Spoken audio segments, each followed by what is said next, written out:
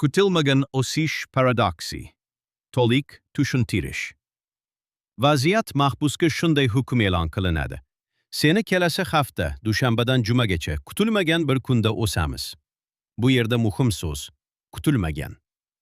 Mahbusning mantiqi qadamma-qadam. Bir juma kuni mumkin emas. Mahbus shunday deydi. Agar payshanbagacha tirik bo'lsam, qolgan yagona kun juma bo'ladi.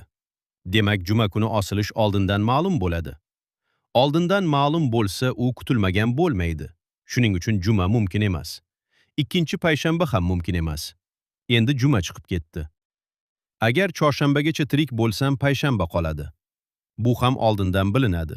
Demak, payshanba ham mumkin emas. Uchinchi.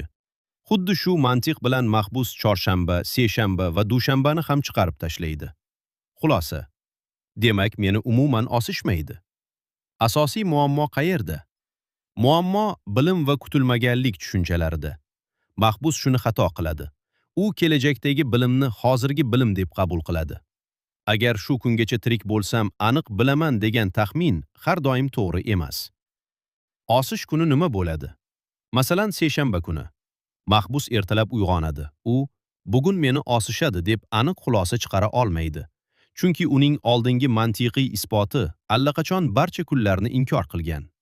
Natija: osish haqiqatdan ham kutilmagan bo'ladi. Paradoksning ma'nosi. Bu paradoks shuni ko'rsatadi. Mantiq kuchli qurol, lekin cheklangan.